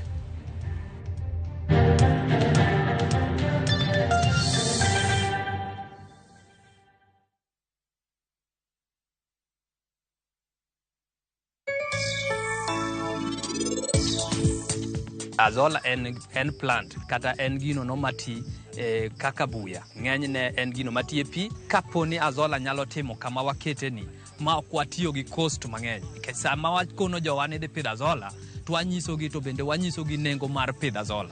Koro kwasebiro ka en mana ni watiyo gi rachungi, wakawe to wakete container kama, nikech en ma pod idhi pidhi nyaka obed ni wa maintain ngich mantie kuome. Koro kwateng' pi duto te mondo mi komodhiye wanyalo chopo kode kapod ongima.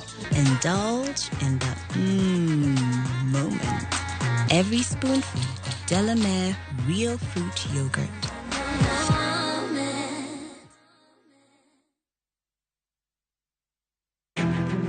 Wakelo ni chenro mar ohala kod lony gi dongruok mopogore opogore. Ohand kinyosi nigi pesa kitimo gima dwarore. Weche makende moa kuom jogo makelo lokruok e ngima dhano. Ohala ber nikech ohala puonji managerial skills. Lek ma in go iriembe mineni gigo chopo. Chakre gi jogo mane ochako ohala manyien. Kalure gi kaka nachako gi kuma achope, ohala ni en ohala maber. Nyaka jotelo molony e timo ohala. Akwajo jodala wate odogi ohala. Ne pek mane gikalie.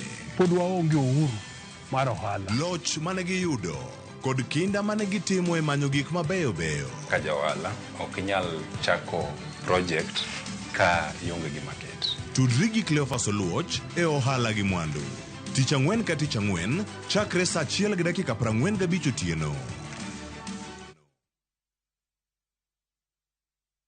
Explore the Holy Land this Easter na View Travel. Embark on a 6-day Jordan adventure. Celebrate Easter Sunday Mass at Jesus Baptism Site, Mount Nebo, where Moses saw the Promised Land. Explore ancient Petra, tour Amman City and the City of Mosaics, and stargaze in Wadi Ram's enchanting night sky.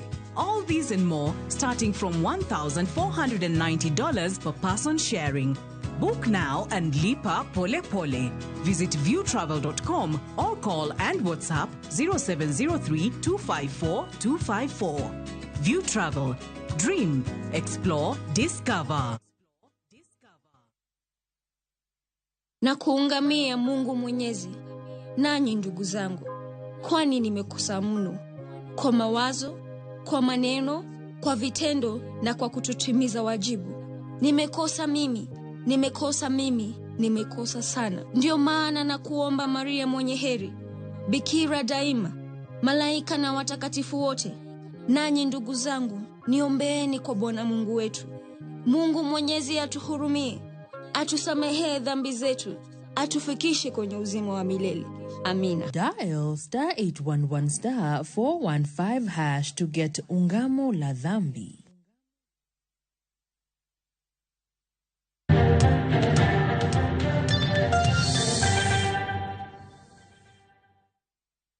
Oroko kendo ni familia mar Gilbert Kinyua, jatuo mane onegi ka yudo thieth e od thieth ma Kenyatta, pod chunygi omoko ka gimanyo ratiro e wi tho mar wuodgino. Kaluwore kod ler ma wayudo, duoko mar nonro mag nyinyo mong'ere kaka DNA manotim ne ogolo ni jatuo mane ni kod Kinyua e ot achiel no bende ne oketi kaka chich maduong' ne ok onego Kinyua. George Bati miwa ler.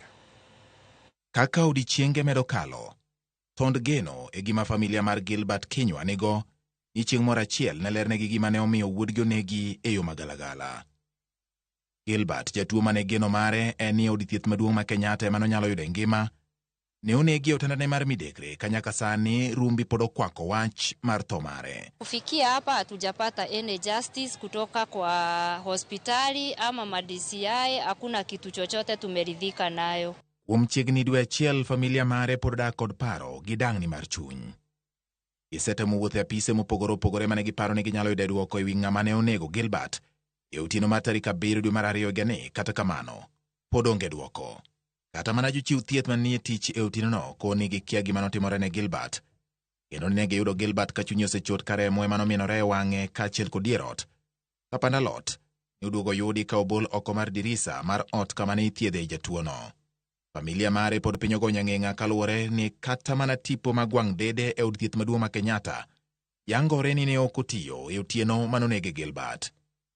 Tend od thieth ma Kenyatta bende nyaka sani pok ochiwo dwoko moro amora e wi gima notimore. Tuliambiwa tugoje, kuna simu tutapata kutoka kwa Kenyatta National Hospital wakituguide venye tutaendelea kutoka hapo, na tumegojea kutoka Friday, wakatuambia tuwape mpaka Monday, ambapo Monday tuligojea simu mpaka jioni, hakuna simu tulipokea.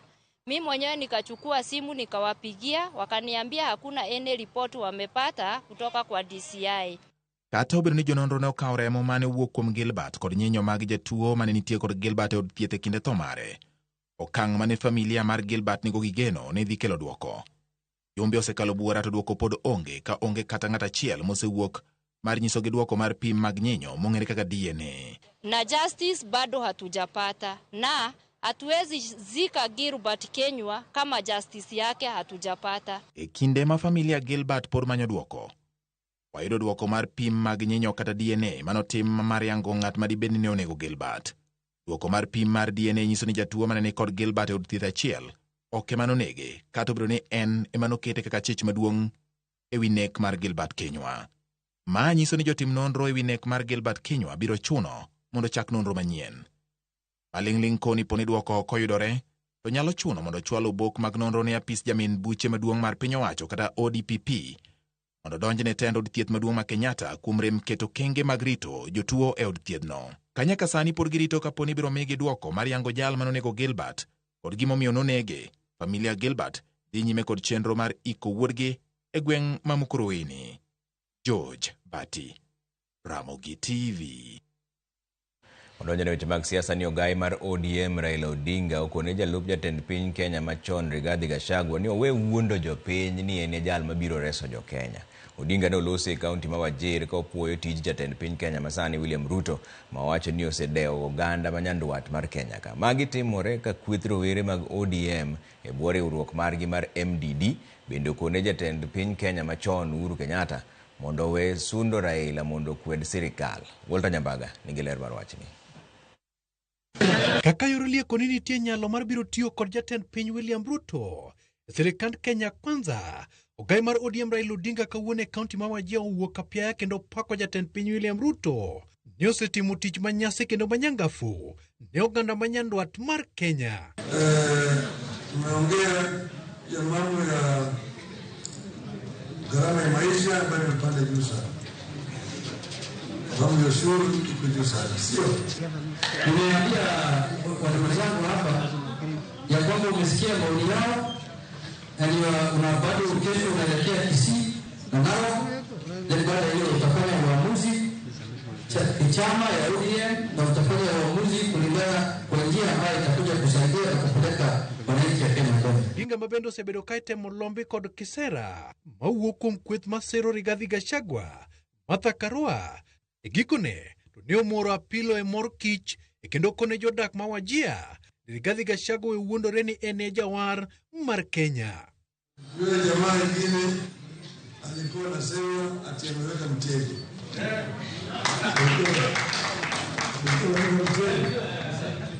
Alikuwa anaweka mtego. Kila mahali anaweka mtego. Kuna kitu kupita. Kuna mambo ya handshake. Kuna mambo ya nusu mkate. So tunataka tuende kwa jamaa mwenye mtego. Tuongee mwenye mtego. Tendawili. Mtego ya panya kuingia waliomo na wasiokuwemo. Magi timore ka kweth rowere mag ODM e bwo riwruok mar Movement for Defense of Democracy MDD olwari e lo kod jatend piny machon Uhuru Kenyatta ni owe thung'o Raila mondo kwed piny owacho mar William Ruto. Ne wang'eyo ni ka Raila gi Ruto kare nyalo riwore to ginyalo timo gima lich ahinya. Omiyo wakwayogi ni koro ka giduogo dala ka to giriwre motegno mondo mi giter Kenya mbele.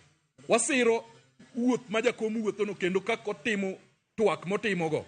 Wasir ahinya kendo gima biro wuok e twagno ema na wasir. Koro miyo wuoth mane wawuotho no wang'eyo osiepewa, to wang'eyo jogo bende mawuondowa, to wang'eyo jogo manyalo chung' kodwa. Gima dakwa joka nyanam ni president ma kawuono ni osenyisowa no nyalo tiyo kodwa nikech kata iye kanyo bende osemiyowa waziri moko. E kwethno okone josiasa ma Mount Kenya ni gimanye riwruok mabor kod Raila Odinga ni mar jatelno ni kod jok mawinje kendo gisani to gidwaro ni mondo gibedie sirikal. So wakwayo Gachagua gi joge gi kanyakla go Uhuru gi jogo te giwe jakom mos mondo jakom omi ogandawa yo manyalore ne ogandawa. Ni samidhi e lweny to siepni machiegni ma seche moko remo nyalo kayo seche ma kwach gwari. Raila Amolo Odinga kanodhi e lweny mar Afrika to Ruto kende manoringo kode kamora mora. Magi timore kinde mar Ramogi TV ofwenyo maling'ling mar romo mar duond bura mar UDA mane otim kod jodito mag UDA. Kata kamano weche ne ok orumo kendo romo no ichan tim giko mar jomane mar chope winjruok kaka ODM kod UDA dhi bede twich achiel kendo tiyo kanyakla kod ODM. Walter Nyambaga, Ramogi TV. Jopur e kaunti ma Narok rwako chik manogol kod jatend migawo mar pur Mutahi Kagwe mar chwalo gunde 321 magi ne dero mag duol makano cham miluongo ni NCPB eka bang'e giyud chudo e ndalo 30 mabiro. Kane owuoye bura mar lalruok kaachiel kod jopur kanyakla kod riwruok mar jopur mar cham, jatend migawo mar pur e kaunti ma Narok Joyce Keshe kod jatend NCPB South Rift Emilio Kwai nojiwo jopur mondo mak motegno chenro mar chwalo ngano margi ne NCPB. Kepo mar ngano magi, weche maduto mag chudo, nengo kod kepo notwagi kendo e kindero mar romo.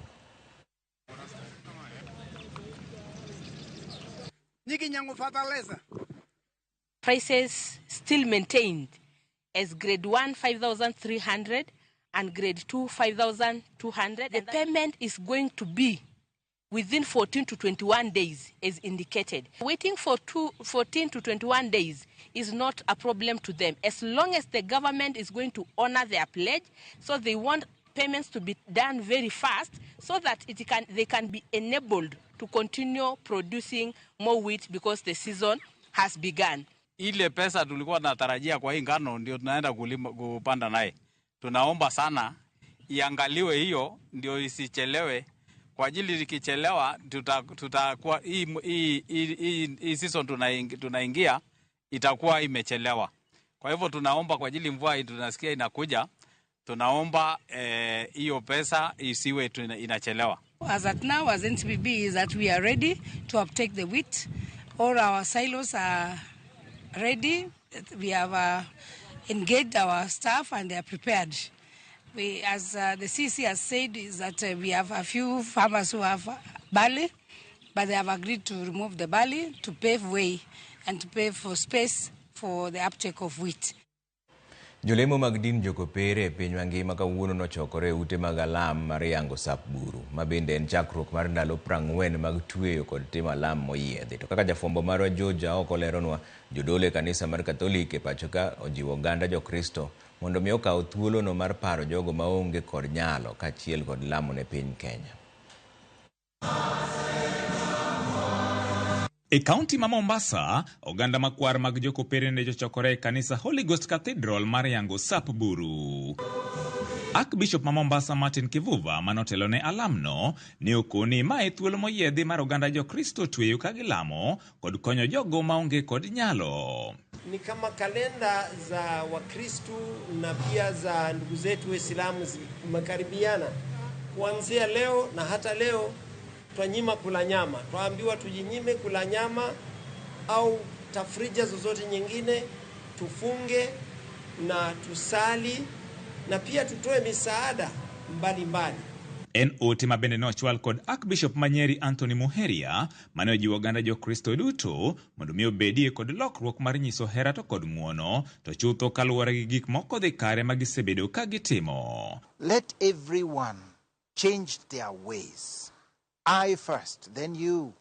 I knowing my weaknesses, my ill actions, my ill intentions, My malice must change off to make it love, understanding, forgiveness, as God has forgiven us. Every single person in this land is called to change their ways and tear our hearts and become better people. Kabende okwayo jogo mosebedo kakale midhieche mopogore mondo mi kik chunygi tho. And those who find themselves in difficulties in our Kenya, the poor, the sick, those who are distressed, we are giving them this message of hope. That God has a place for you in their heart, in his heart, and that he, and using us, will try to give you the hope so that you can live up what God wants of you. Joy, peace, and even a future, a welfare that God wishes for those who find themselves crushed. The last thing we'll ever lose is hope as Kenyans. To e county ma Kisumu, Father Cecil Agutu manotelone alamno e kanisa St. Joseph Milimani ni ukuni mae kinde mabende oganda onego wuoth kanyakla. This year, Pope Francis, who is currently hospitalized and for whom we need to pray, has asked us to pray for 3 things. First, that we are pilgrims. We are on a journey. And where are we going? We are coming from our comfort zone and we are going towards God and towards our families and neighbors. Secondly, in this journey, we don't go alone. We tag along our friends, our families, and all the people who need us and who need God. And lastly, because we are in the Jubilee year of hope, he has called us to give hope to every person we meet. Nyasi makamano ne bende obagi e county ma Machakos. Inatupatia ishara ya kuanza rasmi kwa Kwaresma. Ash Wednesday reminds us one day we were born, and at the end of the day we will go back to the soil and we will be buried. Na kwa Wakristo wote tunaomba tuweze kushirikiana na kuombeana, hasa kwa wale wagonjwa na mashida ambayo yako nchini yetu Kenya. George Aoko, Ramogi TV. Baswadi yu moro machuoke ndugu bang daka matinta nuku seururi utima gukaindi waneno Ramogi TV malere gwenge mag Kanyakwar kan gi jaoda Sheila Nyarabandu kod nyithinda Daisy gi Gildan Anabeni Orao Wood Kanyakwar kamana ya Beni Mus na familia ma orwaka ni ndewa Kanyamnwa apenyo ni Kenya ka indi tij police en wana nego nyithi ji en penjo maduong' ahinya. Trevor Ramogi molo nwa mos sha tero jo Kenya ma rach ka indi amos min oda mama Ella ka waneno Ramogi TV Beno Molo Jamach Giberi and boss Wood Nyaseme. Bas wadugo bang daka matin kikidhi mabor ahinya.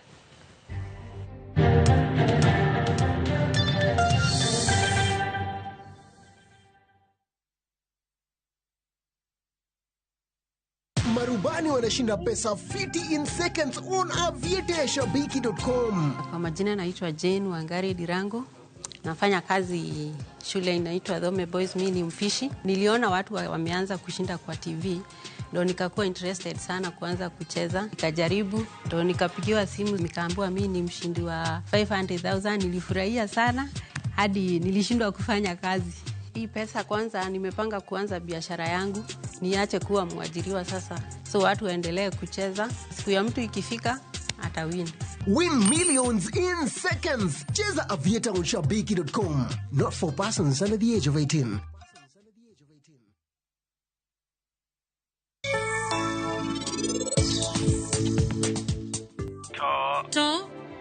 Tongo. Madam Kekno, nitie gi peanut mang'eny. To nikech nyathino nitie gi allergy, ok apar ka biro bedo maber kochame. Jibiro chako ng'iyo gi Prince, to koseng'iyo kode obiro chako ng'iyo kodi be. Kasto bang'e eno kobi weyo ute. Yes. Kame nyathi riek, nyathine nyaka bed mariek. Anawinjo ka seol gi wach mar kushi. Samora moro ma ino wuoyo kuom Prince, eno dwani mondo analing. To bende eno yanyo ser saka sa.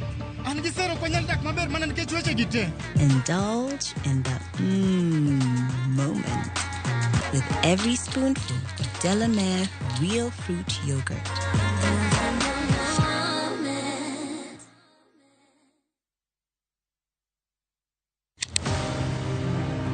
Toka kanyo ineno ranyisi mopogore mag ko mabende oseunde. Kitambo ilikuwa inatumika kuweka maziwa, kuweka kama pombe, vitu zile za traditional. Lakini nowadays ni tunatengeneza kama tumeimodify. Ni ya kuweka maridadi, kuna zile za flower vase kama hizi. Bikodwa e wuoth mar nwang'o pok makende e chenro mar poko pogore gi Sharon Ong'ao. Tich Ang'wen, kik bai.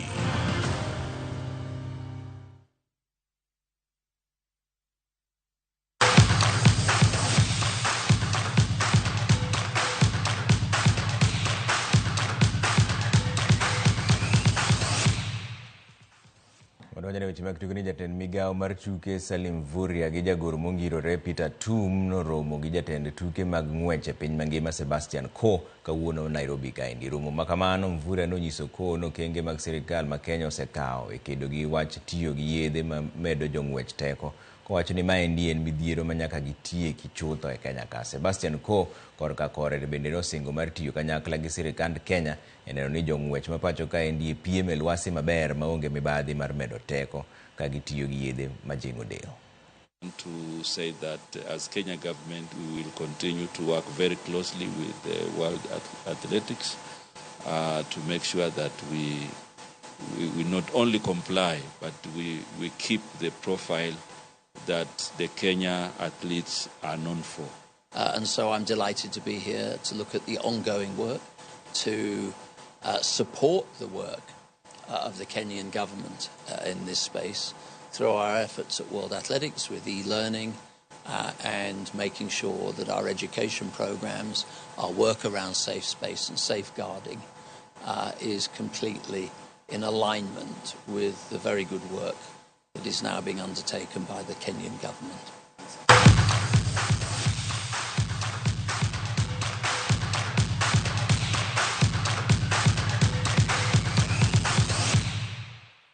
Bas walor chenro kanyo gi ujumbe mar architect Evans Asiyo kacho ni Trevor Ramogi biro maler kendo miyowa gik moko kaka timore waneni maler gi Lovina Asiyo ka wan Karen erokamano ahinya. Bang'e saa adek to wabiro go mbaka gi wendwa modhial magi welo manyiso na dhi kelo picha gi wadhi go mbaka ni siasa ochimo kanye. Victor Marende en wuoyi madochung' ne MDD to gi Odhiambo Jiro jaked ne ratiro Vocal Africa. Kik idhi mabor ahinya mane mbaka mabiro goyo saa adek ka wantiere ka gi Elizabeth Otieno Nyarugenya kaka jaloko marwa. Kaka pile nyinga Trevor Ombija jandingo panga jonyakach dendo nombija taya nyakuar guok ocha pesa wanere sadi kanya sewi.